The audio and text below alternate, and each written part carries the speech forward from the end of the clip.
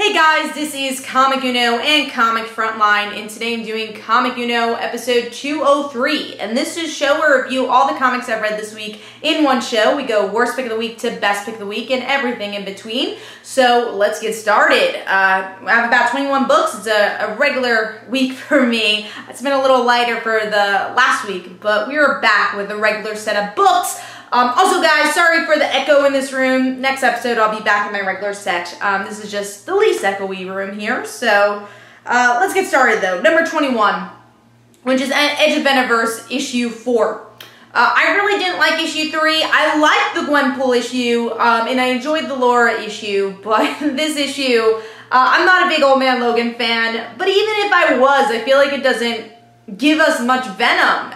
The Venom comes from a dinosaur, which was strange, and the artwork wasn't great in my opinion. It was very simplistic. Proportions were off. There was one panel where Old Man Logan looked like a kid because of the way his body was proportioned.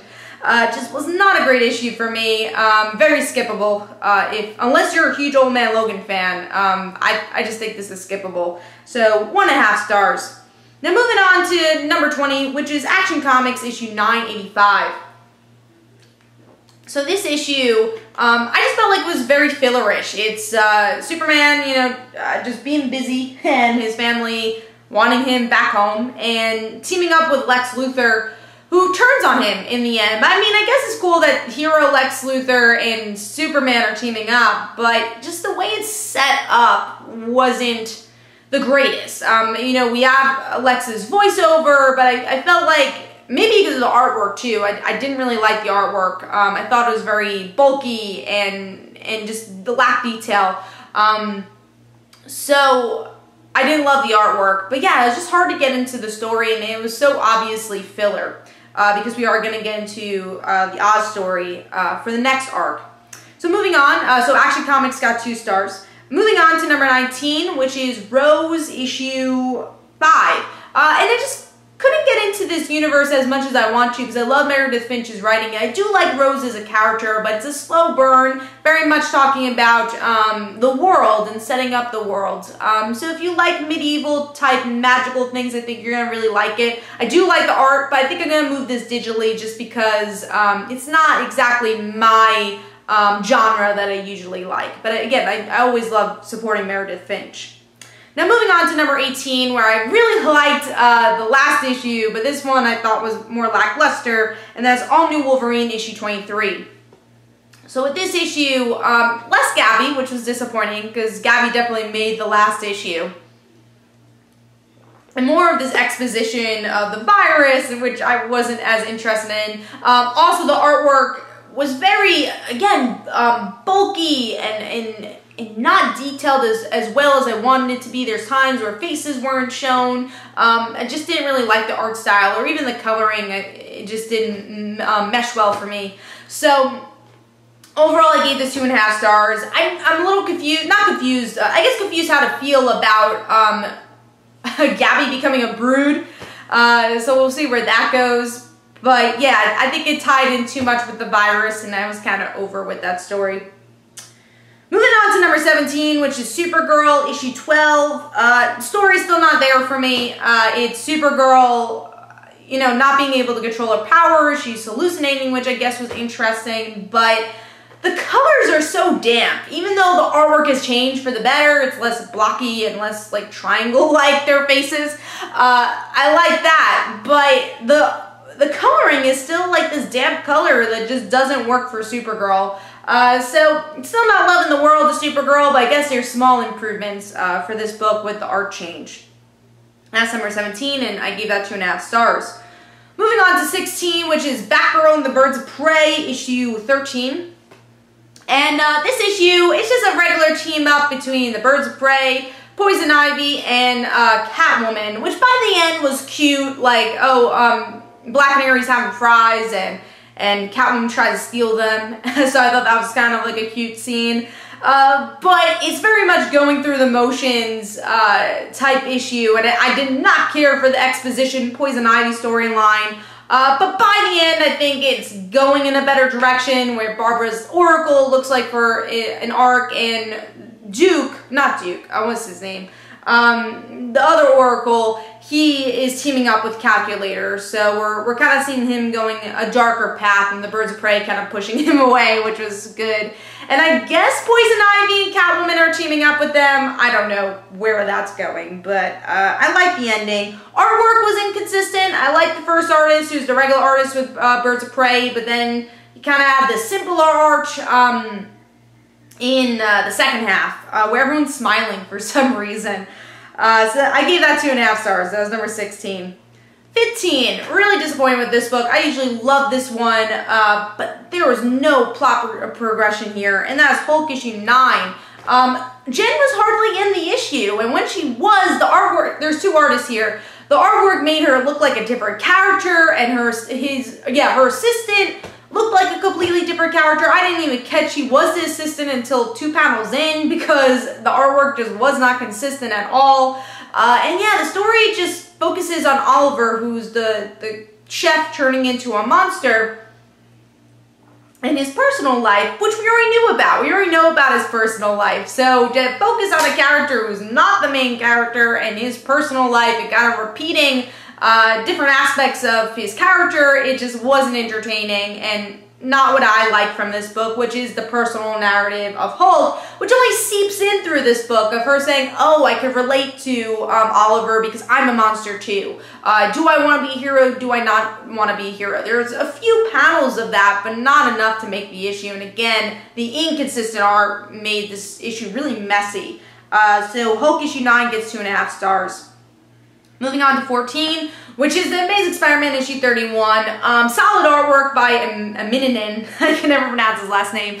But the story is, you know, not really entertaining for me with Dr. Octopus returning. But I like the aspect of what we already knew because of promotions of Marvel Legacy, that Peter disassembles Parker Industries to defeat Dr. Octopus by the end. And that's the issue. I mean, it's just like, how do we get there? Now we know how, and it's Dr. Octopus's fault. And then it ties into Secret Empire, which is like, I didn't think this book had to.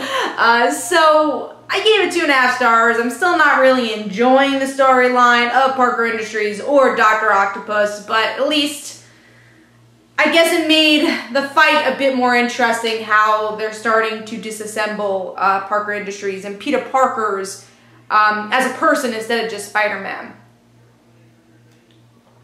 Alright, moving on to number 13, which is The Defenders, issue 4. Love the artwork. Dave Marquez does a great job here, but the story is really slow. It's Diamondback giving this drug. We learn about the drug. We see the end of the Iron Fist and Jessica Jones fight. That's the issue. There is not a lot of progression here. So yeah, it's just a really slow book and not enough interaction between the Defenders, which is exactly why you're buying the book. There just wasn't enough Defenders. Daredevil didn't even show up at all in this issue. Moving on to number 12, which is Detective Comics issue 964. I'm still not really into the whole Anarchy storyline, or not Anarchy, I'm sorry, Azrael storyline. Just don't really care about his character very much. I like Zatanna here though. I thought that was cool. And by the end, we already knew, but the Batman team finds out that Tim Drake's alive. So now it's, I'm sure, gonna be Batman trying to figure out how do I get Tim Drake and where is he. So we're digging closer to the DC Rebirth mystery, which I personally liked, and the artwork was solid. But the story, definitely there's times where the dialogue was a bit boring because of the Azrael storyline, which again I was not invested in. But Zatanna was, as always, cool in this book. So I'm going to give this 3 stars. Not bad, but still not exactly where I want the series to be.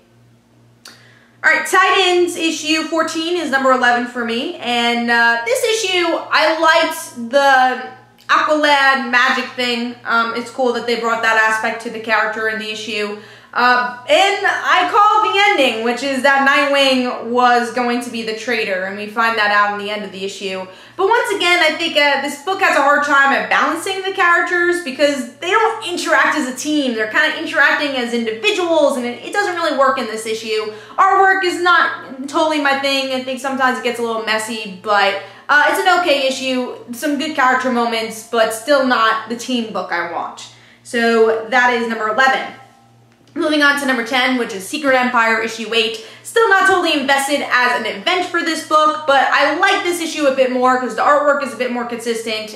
We get some clues of the Cosmic Cube and Captain America, but also it's an issue about hope. It's an issue about these superheroes coming together and having hope to defeat Hydra, Captain America, and I enjoyed that aspect of the issue. So overall, I'm going to give that 3 stars.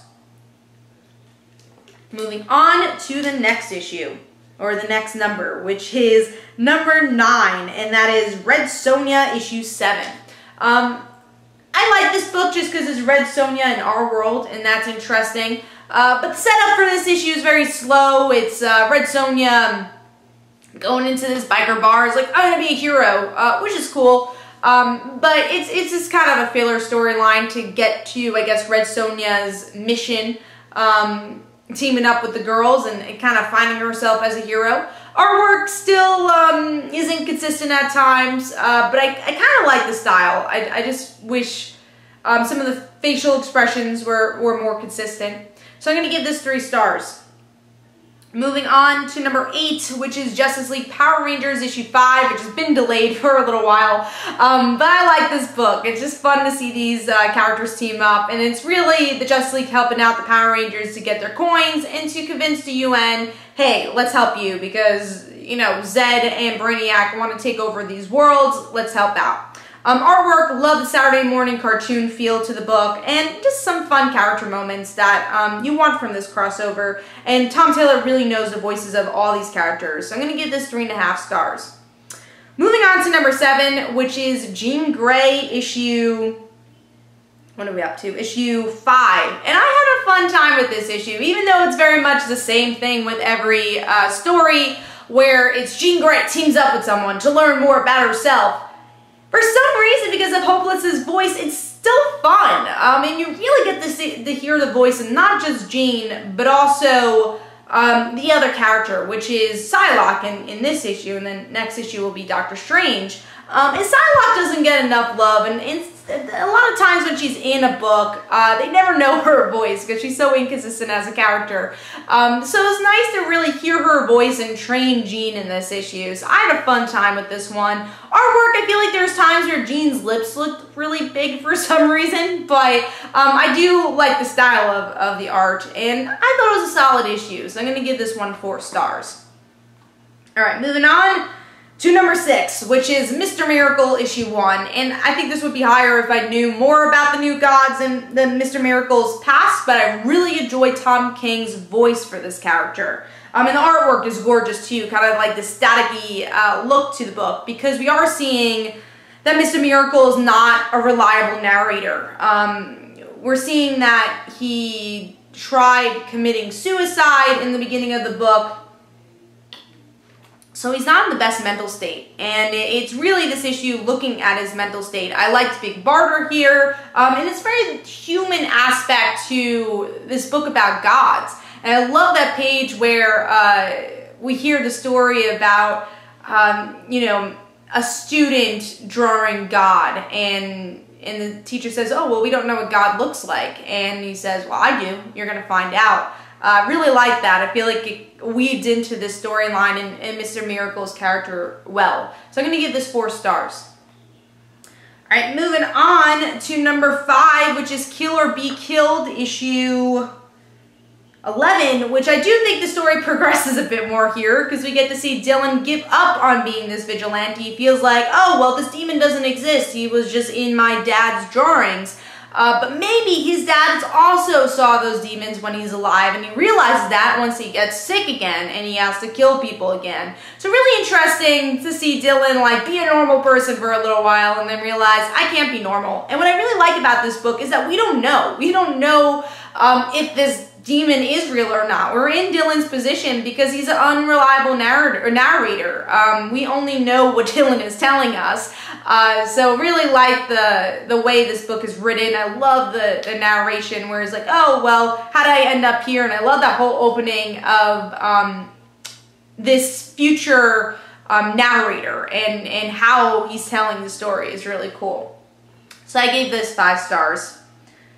5 stars. I gave that 4 stars, and that is number 5. Moving on to number 4 is Jean Grey in the Phoenix Generation title. I was really surprised by this because I didn't love Generations Hulk, and I was fearful all the Generation books would be like this. But I really love Bunn's voice for Jean Grey here. It honestly felt like the tone of what Hopeless has been giving in the ongoing book, and it's Jean seeing her fears, you know, the fear of the Phoenix and the fear of her future self. And she sees these, you know, differences of how Phoenix Jean presents herself and how much power she has. And she says, hey, you know, who am I? You know, I don't have that much power. And also her insecurities are similar to Phoenix Jean Grey in this time period, which is right before she goes all dark and becomes the villain of the story. So really interesting stuff. Really like the artwork here too. It's like this Terry Dodson style. It works for this beach environment that they have. So I like the artwork. I like how they represent the Phoenix through the artwork and these bright colors throughout. So really like that. It's a good issue. And by the end, it's interesting to see Jean have to make that decision. Do I tell the other Jean what's to come? And it's just a really interesting personal narrative for Jean Grey. And this is exactly what I want to see with the Generations books. These two characters kind of helping each other as characters and helping their narration, and really hear more in the point of view of teenage Jean Grey. And I love the inner monologue is mostly the story. It's not much about their dialogue, but it's really what's going through younger Jean's head. So that's number 4, and I gave that 4.5 stars. Moving on to number 3, and this was a hard week because I really enjoyed my top 4 a lot. But yeah, number 3 is Babyteeth issue 3. I've been enjoying the hell out of this book. I really like it. And this issue focuses more on Heather, our main character's sister. And I liked her from the first issue. And I love just describing her personality. And, you know, she is a drug dealer, and you know, she's used drugs in the past, so that's a big part of the issue. And also a reason she's been in jail is because she gets in a lot of fights. So we get to see she's the only one that our main character could tell that my baby is feeding off blood, and the sister believes her. And I just love the narration from our main character. That really makes the book is her voice, and because she's telling it from the future. Love her narration and her talking about her sister as we see these events unfold, and then we find out who the father is and how the sister reacts to that. And also this mystery unraveling of the baby and her the baby's connection to this demon world. So really cool stuff. Loving this book. So Babyteeth issue 3 gets 4.5 stars. That's number 3. Moving on to number 2. This is definitely my favorite issue of the series so far, and that's Superwoman issue 13. I've been on and off with Superwoman because I didn't really like the first arc of Superwoman, but once we got the new creative team, I think this book has finally found its voice. And I love Lana. I love Lana as a character. And I love this issue because we get to see this back and forth of her in the present and in the past. And in the past, we get to see her, you know, being this high school student, being Clark's friend, knowing about his abilities, but she's more than that. You know, she's always defined as Clark Kent's best friend.